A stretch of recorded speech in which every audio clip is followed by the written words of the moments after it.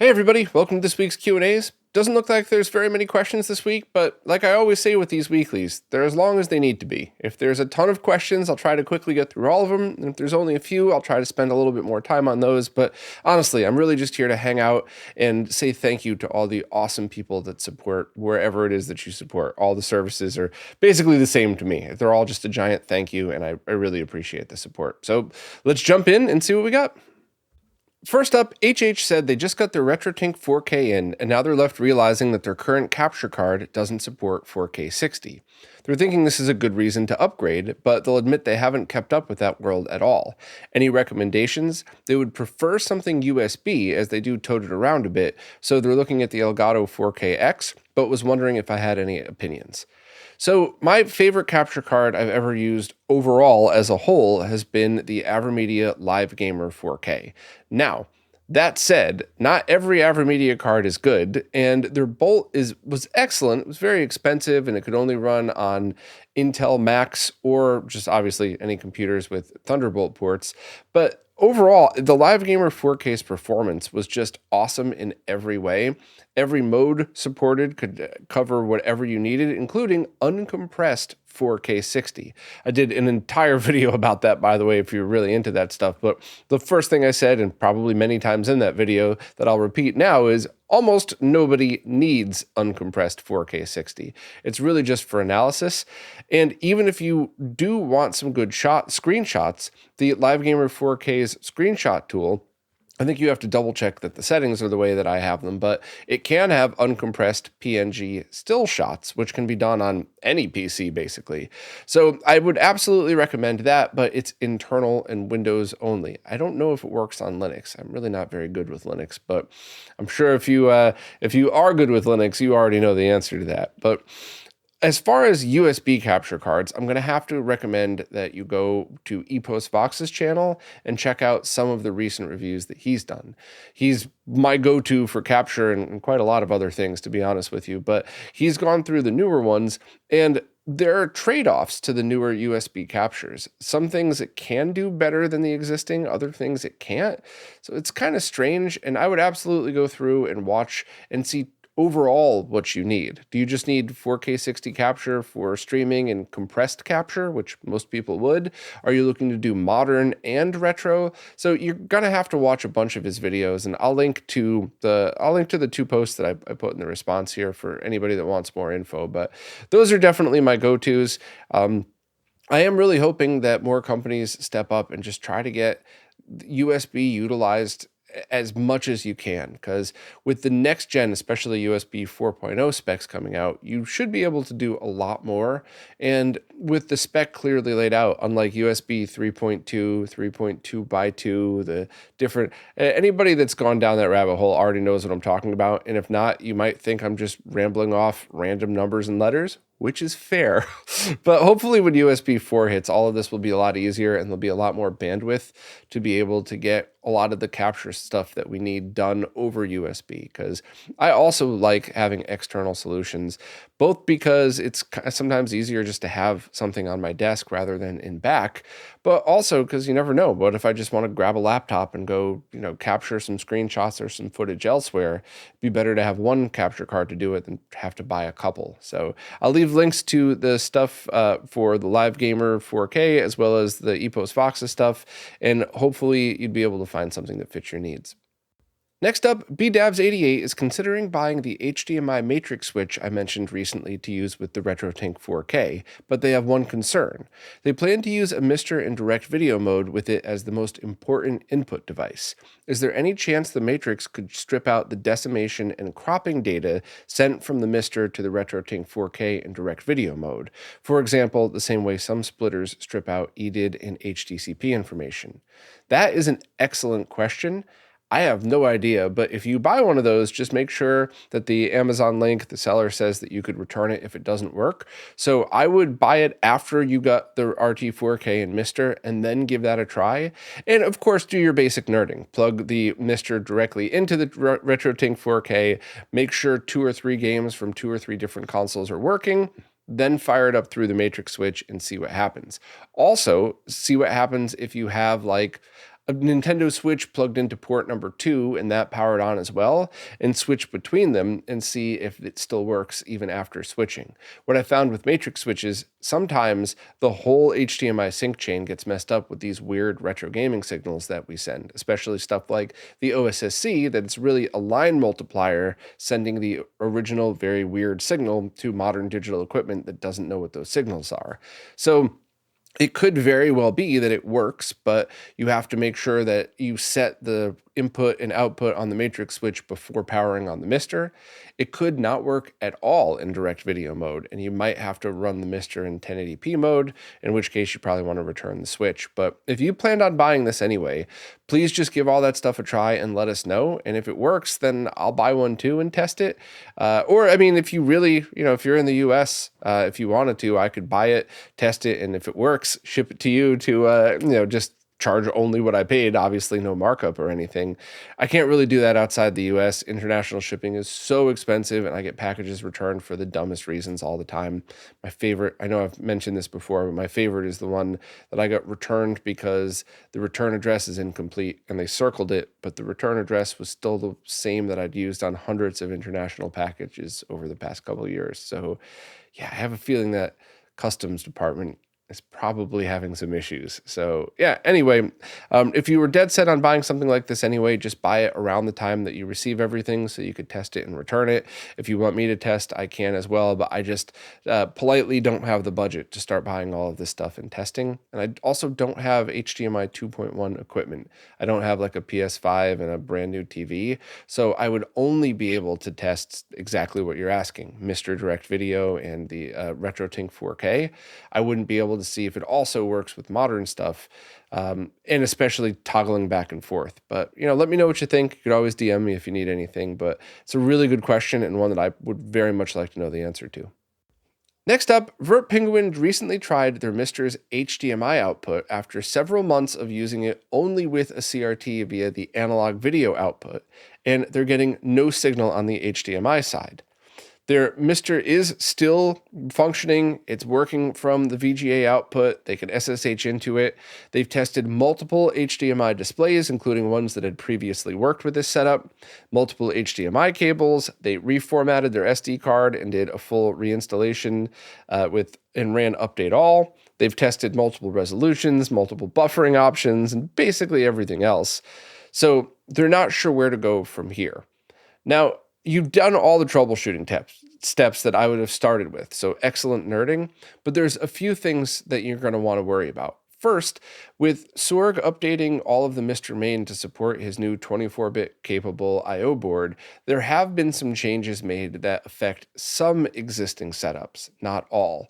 So you might want to try downloading the Mr. Fusion from, let's just say last year, right? Anything in 2022 or 2023, running that and not running update all and seeing what happens. If you get a signal from HDMI output and you don't get the signal after running update all, then no big deal. That just means that you're going to have to flip one of the dip switches, I think the second or third on the DE10. Sorg posted about that. So that would be an easy fix if that was the case. I know it would affect the Jamix. I'm not sure if it would affect the Ironclad. And I also can't remember if it would affect the HDMI output or if it would only affect the analog video output. So that would be the very first thing to check, is just update or rerun Mr. Fusion with an older one. All of them are right there on the GitHub. It's super easy to do. And I would, if you have an extra micro SD card laying around, I would just do that so you don't have to continue to format your other one. But while I have seen micro SD cards do some very weird and unexpected things, I can't imagine that would make a difference. I'm just saying grab another one just so you don't have to reformat what you've already done. But that's the very first thing I would test before touching any hardware, before worrying about anything else. Just use an older version of Mr. Fusion and see what happens. If that's the case, cool. You'll know, just contact the manufacturer. I believe you said it was Ironclad. See if they have any suggestions, but you should just be able to flip with the power off, flip one of those two dip switches on D10, power it on. If it works, great. If it doesn't, you're not going to harm anything. Just power, unplug it, put the switch back the way it was, flip the other one and see if that works. The other thing that it could be, which I have seen quite a few times, is the HDMI port could have just gone bad. I've had a few of my friends who do modding have to repair their DE10s for other people who, some of them might have just plugged the cable in too hard, but others, they really were in the same situation as you were. They rarely used it. They plugged it in once and it doesn't work. So I've definitely seen that before. But I guess the next step that you would want to do, if using an old Mr. Fusion doesn't work, I would take the DE10 out and test it benchtop. And in fact, you could even test it with no RAM installed. Some cores will work, some won't, but you'll definitely get a boot screen. So I would just say, hey, let me strip this down to nuts and bolts and see if it works that way, and put all the switches to the outside, I believe, so not facing in. And I would use an older Mr. Fusion for this test as well. Now, you mentioned that the barrel jack was desoldered for the setup that you currently have. It would be best to put it back in so you don't have to worry about polarity, but if not, you could just use the cheapest multimeter you could find to determine what's ground and power, and just make sure to solder that with a good power supply. Excuse me. So the only other thing to note is I have seen very weird issues with power supplies. When the Mr. Project was first released, I could be remembering this wrong, but I think the DE10 shipped with a lower amperage power supply. And I was getting very weird issues when I had a mechanical hard drive plugged in, just a 2.5-inch spinning hard drive. And as soon as I upgraded to a Triad with a higher amperage, all those problems went away, everything. So it could just very well be that your power supply isn't keeping up with all of the load that's being drawn, but I don't know. That's one of those things where if you have another power supply laying around, maybe you're using a GBS control, or you have a 5-volt Neo Geo or something, and you have a Triad for that already, just plug it in. Just make sure the polarity and voltage are correct, of course. But so yeah, I would just start with the older Mr. Fusion, and then you're going to have to remove the DE10 for the next troubleshooting steps. But worst comes to worst, you could contact a modder who's pretty good at what they do to replace the HDMI port, or I guess just use it analog only. But yeah, please let me know how you make out with this, because I'd be very curious to see what the solution was. Next up, Rent Optional has a PS2 related question, and I'm going to read it out of order because I may have an alternate solution, but let's dig into this. So for the last few years, Rent's been using patched free DVD boot discs, but most of the discs that they burned have started failing. It's not their drive, as real discs always work great. They burned them on a slow setting with a pretty cheap burner they bought on Amazon, and read that most DVDRs are made really poorly nowadays, and they need to find a new old stock of good ones. They switched to using MC to SIO, which is fantastic for 98% of the games, but it does load slightly slower, but it's pretty great regardless, as they could use GSM with free McBoot. Their question is about poorly made DVDRs. Do I have a recommendation for them?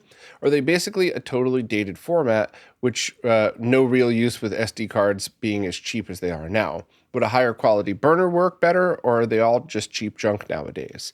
So quite a lot to go through there, and then I'm going to go back to the beginning of your question, which I haven't read yet. So blank media.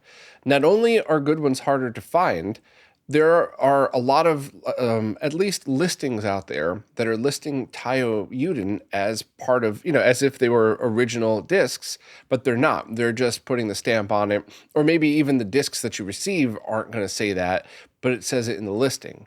So very often I've seen, real Taio Yuden CDRs or something. Taio Yuden is a brand that was known for being really good, and they're not. They're just cheap junk, and the listing was wrong. So that's a problem.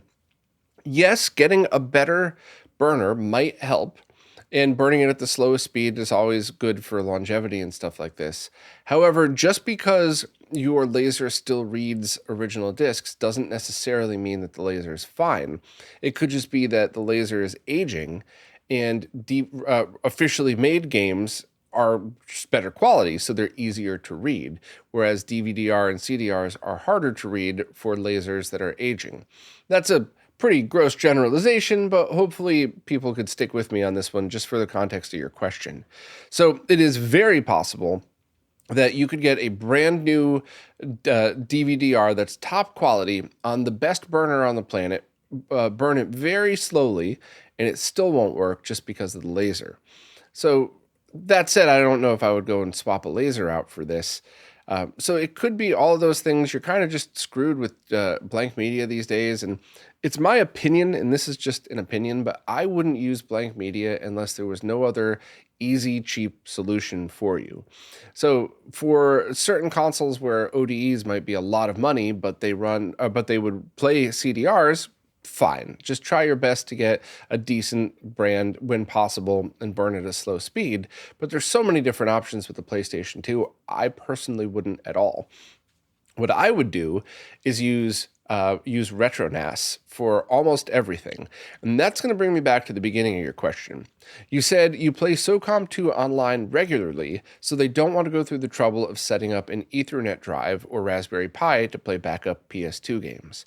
So if you use a Pi and you have a direct connection through a crossover cable, that's correct. You would have to unplug the network cable, then plug in the network cable from the Pi, then plug in the one to your router or something like that, and then play an original disk or whatever burned disk you have, or I guess boot it from MC to SIO.